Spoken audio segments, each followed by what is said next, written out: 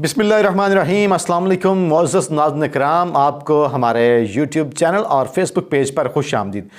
दोस्तों, खैबर पख्तूनख्वा में वहाँ पर परवेज़ खटक के गुब्बारे में हवा भरी गई और वो हवा जो है कुछ ज़्यादा ही भर दी गई।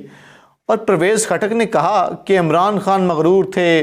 परवेज़ खटक ने इल्ज़ाम लगाया इमरान खान साहब पर कि जी इमरान खान साहब को हुकूमत चलानी नहीं आती। तो उसने कहा जी मैंने हुकूमत बना के दी। इस किस्म की और भी उसने बहुत सारी बातें की और कहा कि इमरान खान कहता था कि मुझे किसी के जाने से फ़र्क नहीं पड़ा। तो मैं उसने कहा बताऊंगा किसी के जाने से क्या फ़र्क पड़ता है। तो परवेज़ खटक ने खैबर पख्तूनख्वा के अंदर जो कुछ किया वो आप सबको पता है। लेकिन आज असल कहानी हुई है जनाब नौशहरा के अंदर। नौशहरा परवेज़ खटक का होम ग्राउंड है और आज पाकिस्तान तहरीक इंसाफ ने परवेज़ खटक को नौशहरा जो उनका होम ग्राउंड है वहाँ पर घर में घुसकर पेंटा लगाया है। और पेंटा भी ऐसा लगाया है कि जिसका कोई सानी नहीं है, कोई जवाब नहीं है। अब ये सारे काम करने से होगा क्या? ये सारे काम करने से होगा कुछ यूँ कि इलेक्शन के मामला ख़राब होंगे। मैं हमेशा पहले भी कहता रहा हूँ कि अगर इलेक्शन के मामले पर कुछ हुआ तो उसमें एक ज़िम्मेदार हबीब अकरम साहब होंगे, उसके बाद सदीक जान साहब होंगे या फिर शेर अफजल मरवत होंगे या इमरान रियाज खान साहब होंगे।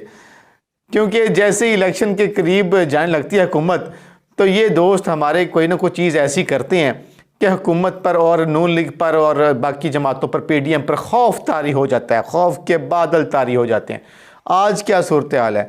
आज सूरत हाल ये है कि पाकिस्तान तहरीक इंसाफ ने परवेज़ खटक के घर में उनके होम ग्राउंड के ऊपर घर में घुस कर मारा है, जहाँ पे वो कहता है कि इमरान खान की मकबूलियत का तोड़ मेरे पास है। वहाँ पर तहरीक इंसाफ ने आज वर्कर्स कन्वेंशन रखा और आज वहाँ पर जो खैबर पख्तूनख्वा में जो वर्कर कन्वेंशन है वो जनाब शेर अफजल मरवत उसको लीड कर रहे थे और बैरिस्टर अली ज़फ़र बता रहे थे कि इमरान खान साहब ने खैबर पख्तूनख्वा की आवाम को शाबाश दे के भेजी है, उनके लिए शाबाशी का पैगाम भेजा है और उनसे बहुत ज़्यादा खुश दिखाई देते हैं इमरान खान साहब।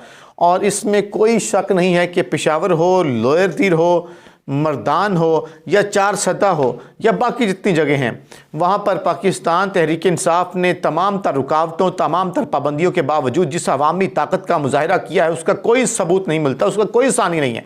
लेकिन आज एक बड़ा चैलेंजिंग फैक्टर इसलिए था कि परवेज़ खटक को लॉन्च किया गया तहरीक इंसाफ को तोड़ने के लिए, लेकिन आज शेर अफजल मरवत ने तहरीक इंसाफ के खिलाड़ियों का इतना बड़ा इज्तिमा किया है कि इसको अगर आप ये कहें कि तहरीक इंसाफ के लोगों ने अब सिर्फ ठप्पे नहीं लगाने बल्कि उन्होंने डंडे उठा लिए हैं, झंडे वाले, जिसके ऊपर तहरीक इंसाफ का झंडा है और वो ठप्पा भी चलेगा और डंडा भी चलेगा।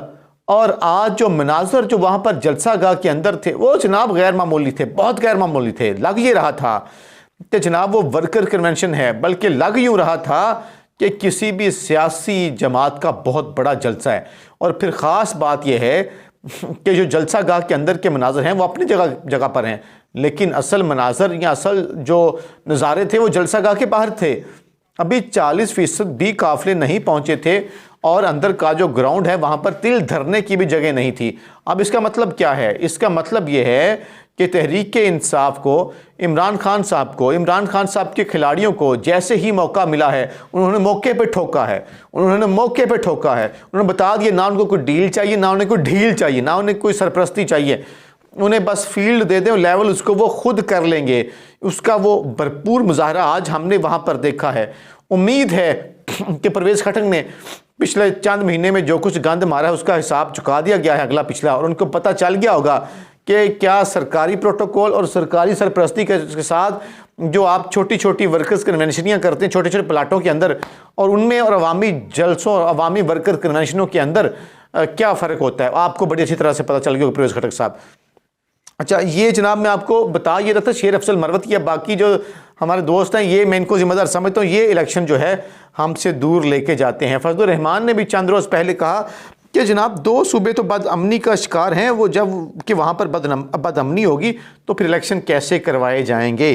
तो ये जनाब सूरत हाल है। और आगे चल के मैं आपको अब ये एक और ख़बर ये देता हूँ कि नून लीग वाले जहांगीर तरीन से इमरान खान के ख़िलाफ़ मदद ले रहे हैं। अगर आपने जहांगीर तरीन से ही नवाज शरीफ साहब इमरान खान के ख़िलाफ़ मदद लेनी है तो फिर भैया आपके बस का रोग नहीं है। आप फिर कुछ ऐसे करें, इमरान खान से दस्त बदस्त माफ़ी मांगें, उससे सुलह करें, हाथ मिलाएं, उनसे पूछें कि सियासी लड़ाई कैसे लड़ी जाती है और अपने मुखालफिन के असाब का इम्तहान कैसे लिया जाता है।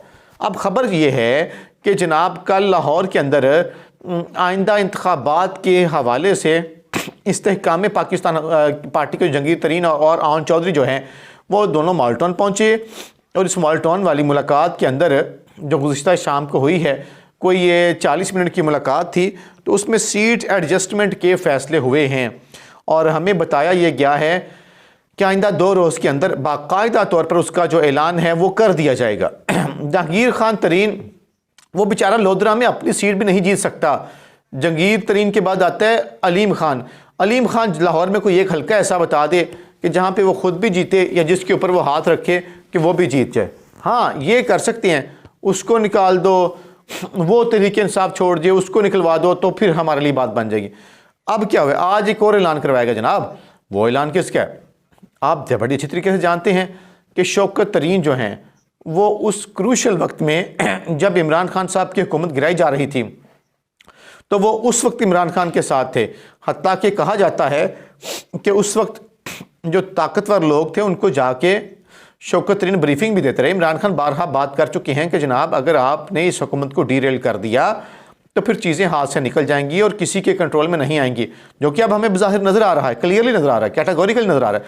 लेकिन अब जो शौकत तरीन हैं आज उन्होंने कहा है कि वो तहरीक इंसाफ से अलग हो रहे हैं और उसकी वजह उन्होंने उनमें से एक बताई है कि जी पिछले 2-2.5 साल बड़ी मुश्किल के अंदर हुए हैं और साथ उन्होंने ये कहा है कि वो चूँकि सेनेटर भी हैं पाकिस्तान तहरीक इंसाफ के टिकट के ऊपर, तो वो सेनेट वाली जो सीट है उससे भी वो रिज़ाइन कर रहे हैं। ज़ाहिर है एक तीर से 2 शिकार हुए। सेनेटर तो मंतखब नहीं हो सकेगा क्योंकि इस वक्त तो कोई असम्बली नहीं है। पंजाब हो, खैबर पख्तूनख्वा हो या सिंध हो या बलूचिस्तान हो, तो उन सीटों के ऊपर आपने तभी इलेक्शन करवाना है जब असम्बलियाँ होगी। असम्बलियाँ मौजूद नहीं है, सेनेट की सीट खाली रहेगी, तो तहरीक इंसाफ की वहाँ पे जो नंबर गेम है वो भी चेंज हो जाएगी। हालांकि शौकत तरीन का जो इलेक्टोरल पॉलिटिक्स है उससे कोई ताल्लुक नहीं है। वो वज़ीर ख़जाना या वो जो रहे हैं वो टेक्नोक्रेट के हवाले से रहे हैं, लेकिन ये जो रोज़ाना की बुनियाद पर तहरीक इंसाफ से बंदे धक्के दुक्के से, सोटे से, डंडे से, स्टिक से निकाले जा रहे हैं, उसका मकसद ये है कि तहरीक इंसाफ के वर्कर्स को डीमोरलाइज़ करना या उनको ये एहसास दिलाना कि तहरीक इंसाफ तो नहीं आएगी, हर कोई छोड़ है। लेकिन उनको इस बात का एहसास नहीं हो रहा कि ये जो नौजवान नस्ल है, जो तहरीक इंसाफ का वोटर है, वो हर ऐसे इक़दाम से चिढ़ता है, मज़ीद उसको गुस्सा आता है। वो ये कह रहा है कि वोट इमरान खान को देंगे, वो कह रहा है जान रब की वोट इमरान खान का। लेकिन चलिए, आपने बहुत सारे तजुर्बात किए हैं, इस बार इस तरह का तजर्बा भी हो रहा है और इस तजर्बे का नतीजा भी आप और हम सब मिलकर देख लेंगे।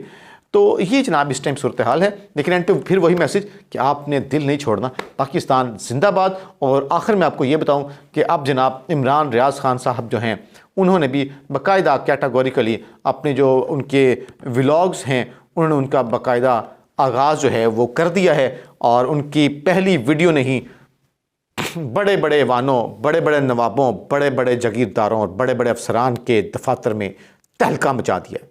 बहुत जल्द कुछ मज़ीद तफसीलात आपको बताऊंगा कि इमरान रियाज साहब कौन से बड़े बड़े धमाके करने वाले हैं जिससे मुखालफिन की रात की नींदें हराम हो जाएंगी। अपना ख्याल रखें। पाकिस्तान जिंदाबाद।